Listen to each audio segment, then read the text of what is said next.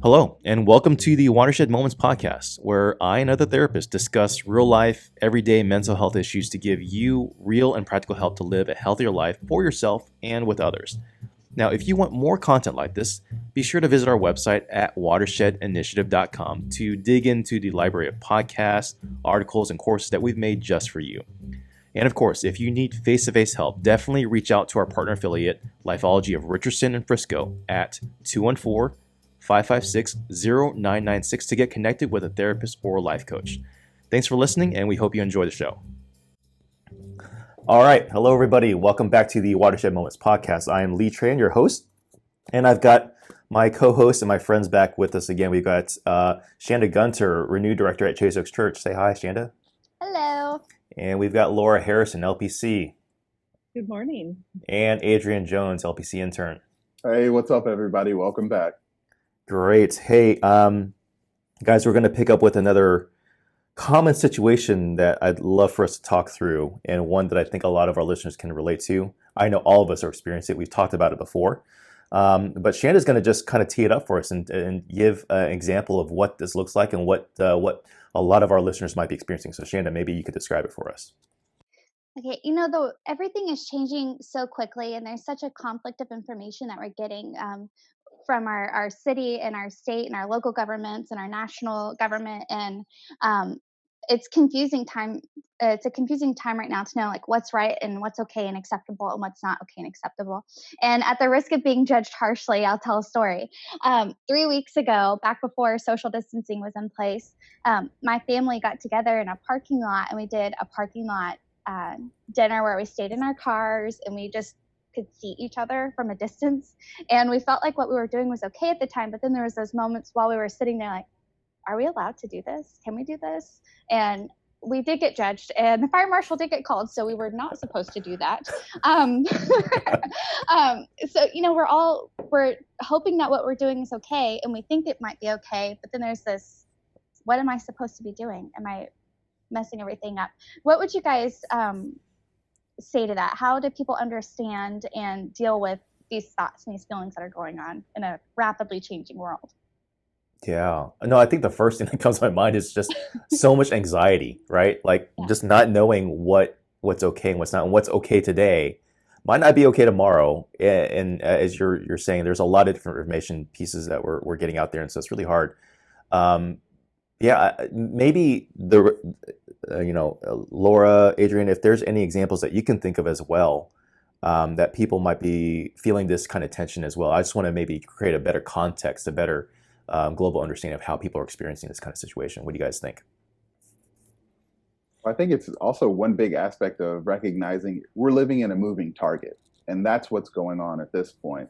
I lead a group at church, and so my team on the online side, I'll send them an update, possibly like I recognized this probably about a month ago or maybe 3 weeks ago, that I would send an email at 9 a.m. to just update them on what was going on, kind of a status, and recognize by probably about 2 p.m. that email was outdated and that email was no longer correct. The information that I had sent them literally 5 hours or however many hours earlier was no longer valid. And I had to quickly send a new email and say, hey, sorry about that past email, but things have changed. It's recognizing that our season that we live in is a constant moving target. And that's what's going on. And having the understanding of that, one, and just the expectation level and setting that expectation level for others of saying, hey, you know what? This information I'm giving you right now may not be valid the next time I talk to you, but this is what I have for you right now. The other aspect of managing expectations is huge right now in this season, because how do we be our best selves? I'm sure everyone's seen this meme of, during the plague, Shakespeare wrote King Lear during his quarantine. So what are you doing with your quarantine time? What are you doing, right? And there's this expectation that, I should be living into my best self. That book I always wanted to write, now's the time. That, all of these things. And so that creates its own anxiety and panic for some people, right? That expectation level. And it's kind of working with people saying, you know what? Like, one, maybe you just need to stay offline for a little bit, right? Like maybe disengaged in that way. But also what is the new norm for you, and what's going to be comfortable for you? Set a realistic expectation for you, for your family. It's brand new for your kids. It's brand new for your spouse, your partner, whatever it might be. It's brand new, even for you in your work. What type of work are you able to put out at this point? So for me, it's having that realistic expectation for myself and not letting other people put that on me, right? So part of it is twofold for me, recognizing it's such a fast pace. It's always been a fast paced world, but at this point we're moving faster than we've probably ever moved. But also the aspect of have realistic expectations for what's possible during the season. Yeah, I think expectations is a really good thing to think about, because the expectations I have for myself and my family may be very different than what you have for your family, Adrian. Because I look at the group of friends that I talk to several times a day on Facebook Messenger, and we have this ongoing dialogue that goes on. And everyone's situation is very different. I have people that have been able to go off to their other home that's very isolated out in the woods, and they can stay there and they're very secure and have all the resources that they need. And then I have other people that are having to go out every single day and go to work because they're in a job that it's essential, or they have someone in their family who is a nurse or a doctor and is having to go out every single day and come back to that same household. And so there's all these different levels of what is normal for my household. I mean, I think I saw on a Facebook post about some moms talking about, hey, when you go to the grocery store, just be one person at the grocery store. Well, what if you're a single mom and you have two small kids at home and you're not supposed to get a babysitter? Then you have to take them with you. So having some grace for everyone's different situation and understanding that because this is what's working best for me and my family doesn't mean that these people aren't taking this seriously or not really understanding the gravity of the situation. It's that they're doing the best they can with the resources that they have. Not everyone's going to have a second home to go to where they can be isolated. And some people, for example, I was driving in this morning to come up here to the office, and there was a line at the local middle school that it was literally a 2-block line of people in their cars going to pick up food from a food bank. They had set up a mobile food bank at the middle school, and the line was probably 3 miles long. People lined up around that school to go get food. And so everyone's situation is different, from people who have vast resources that are probably still struggling with a lot of different things, but they're not struggling with resources. And then you've got people who are like, we may not be able to get groceries. We've all lost our jobs in this household. All of our kids are home. We're supposed to be doing online school and we have no resources. So this is such a big difference between what expectations are and how people are assuming that everybody has the same rules that they do. Yeah, that seems like a very big problem. Like that meaning, like, from a societal standpoint, that feels like such a macro level problem of we're all going through something together, but all of our situations are very different and unique. And whenever we have a situation like that, where there's just those levels of differences between people, the way we all experience our anxieties seems to put more pressure on those differences. Like when I feel more anxious, I feel more out of control about my situation. I think both to your point, Adrian, and for you, Laura, that there's there's an expectation of self that I have to be able to do more, and I expect more of myself, or I start judging other people in terms of what they're doing or they're not doing. So it's my expectations of other people. But it feels like whenever anxieties are higher, that bandwidth for grace and for understanding gets smaller and smaller. Like I just don't think we're as gracious or as understanding as we're normally used to being, or the way we want to be, because we're just all a little bit more on edge or a little bit more freaked out. And so there's little differences between, like, yeah, how many kids you take into the grocery store, or like where those things would never cross our minds before, or now are all of a sudden like, no, like, you know what, I'm making all these sacrifices, I'm doing all these things, and so it's easy to judge other people around us because of what we expect of ourselves and others around us. So again, that just feels like a very big social level issue that I think contributes to how hard this is to adapt and to deal with the changing dynamics, you know? So Yeah. Any other context to this to help unpack it for our listeners to be able to understand maybe what we're talking about? I hear changes in social norms. I hear changes in expectations for self and others. Anything else that you guys hear that's a dynamic in this kind of situation? I like how you touched in on grace and what Hmm. that looks like during this season, right? The aspect of like, how can I? There are people, and I think it almost touches, and I always want to be respectful of it because in my mindset, I do go to that place of how do I be the best version of myself in this moment? Like, what are some of the things I can do? But at the same time, when you look at Laura's example of, well, what if no one in my household had a job right now? There was zero income coming in. There's still bills coming in. I still have children right now. How on earth am I still supposed to show grace to other people during this season? I'm almost cognizant of that, of saying like maybe right now for me, and being respectful to other people, it's like maybe right now for me it's just not it hasn't gotten as hard, like it's not as hard for me as it is. And sometimes I think maybe it's difficult for people to recognize that in themselves, of saying, you know what, my struggle, yeah, I'm struggling a little bit, but I'm not struggling half as much as what other people are doing right now. So how do I come around people and still show that grace and say, you know what, like how can I help you in this season? Because who knows, quickly I might need the help. Like I might be on the other end of that situation. So to Lee's point, as you know, people struggle more, we start to look inward of, well, what, it's just about me. It's just about me and it's about my family, and how do I take care of me and my family in this moment? I can't give, I can't do this, but it is, and we've definitely touched on some biblical aspects in this podcast of saying like, you know what, there's this moment where I have to have faith and tomorrow is going to be taken care of for me. So in this moment and today, what can I be doing to serve other people? And sometimes that might just be my spouse. Like, what can I do to serve my spouse well in this season? What can I do to serve my kids well in this season? And that is so difficult right now, because I think a lot of people, and I hope I'm not I kind of bared my soul in that, of saying like sometimes we become inwardly focused in difficult times.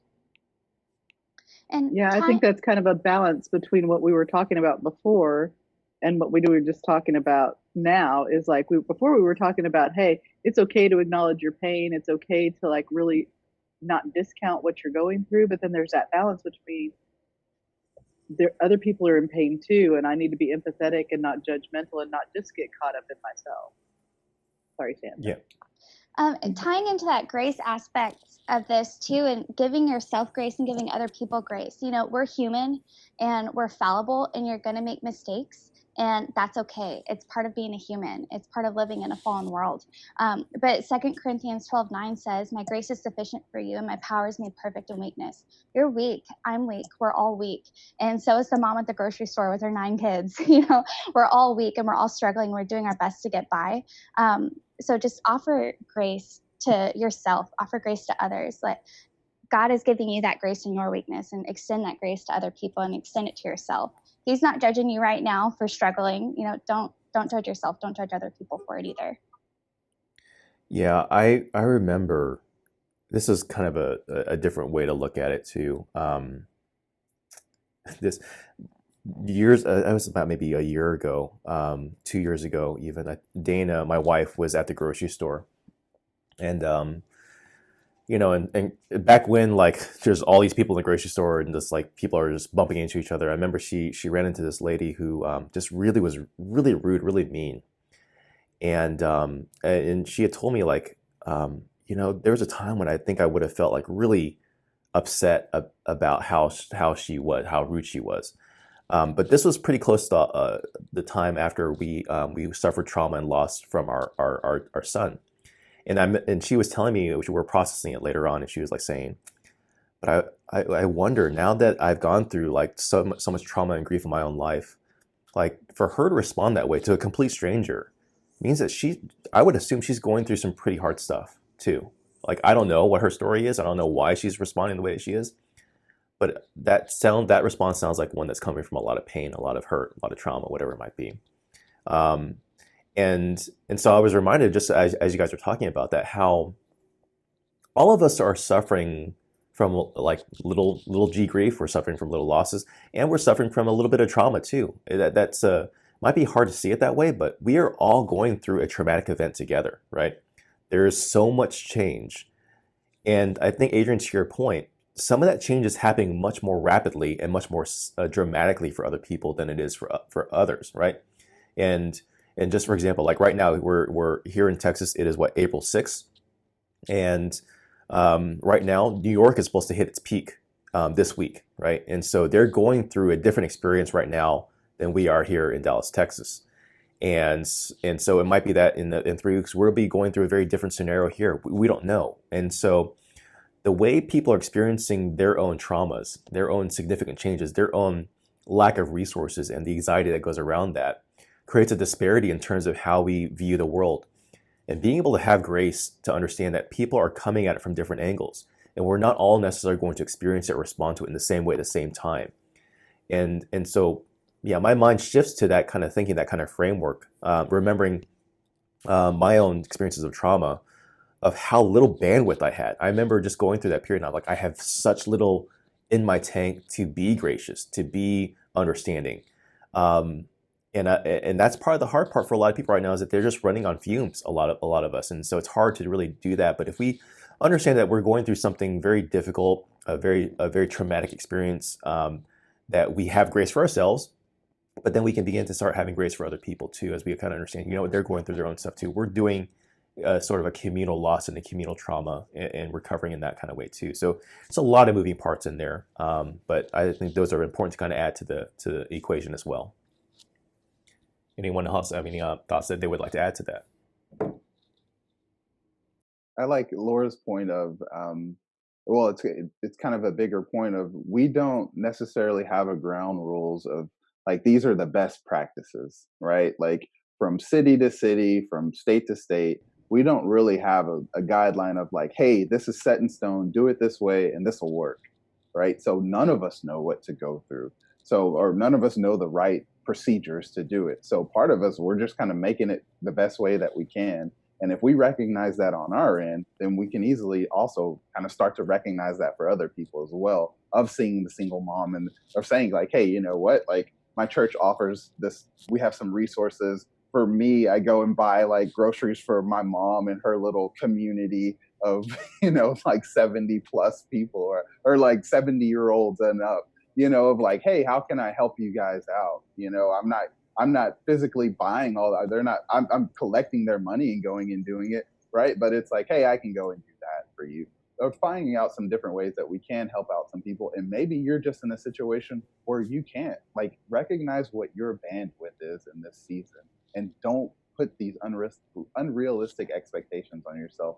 And also having a lot of self-awareness in that bandwidth of saying, you know what, like for me, I don't do well with being inundated with information. So my social media season has been a lot smaller than it's ever been, just because I don't do well with that, of recognizing. But for some people, like the more information they can gather, it actually calms them down a little bit. So know yourself in some ways, right? Like have some self-awareness and recognize like, hey, this is a season that no one in your lifetime has dealt with. Like give yourself a lot of grace in that no one has dealt with this before. So there's this aspect of saying like, hey, what's the new norm for me, and what are going to be the best practices for me in this moment right now, right? Lee said today's April 6th, and I looked up like, what, today's April 6th? Are you sure? Like that was the first thing that popped in my mind. I don't even know the date. So there's part of it's that of just like, hey, we got to give ourselves a lot of grace. And if we're giving ourselves that grace, let's make sure we're giving others that grace as well. That's good. That's good. Yeah, it feels like this topic, this topic could change tomorrow, right? In terms of what it looks like and what people are going through. Yeah, just it feels like there's just so much here. And again, like as I said before, when you were talking, Laura, this feels like such a big level issue because the whole world is going through it, and the way we're responding to it and how we're all experiencing it is just so varied and so different. And whenever that's happening, we have a common experience. We have such different responses to that too. It feels very difficult to kind of get a handle on what are the norms and how we engage one another. So I think one thing I'm taking away what I'm hearing from you guys is the need for a lot of patience, a lot of grace.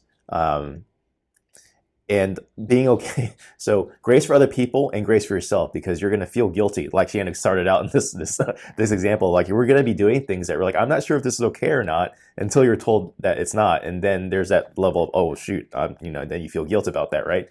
But that's all part of it. This entire situation, there's no normative structure, there's no playbook, there's no guideline. And so we're all kind of bumping into each other and figuring out ways to kind of deal with that. That's even happening, not even just on a more larger communal level, that's probably happening at home too, right? We're not sure what the norms are between husband and wife, between parents and kids. And that in and of itself is an issue. And I'm sure we need to have a different podcast just about how to deal with that kind of stuff too. So, any other thoughts that we want to try to touch on before we close it up here? Anything else you want to just tell our listeners out there who might be going through this kind of stuff that they might need to hear? All right, everyone good? All right.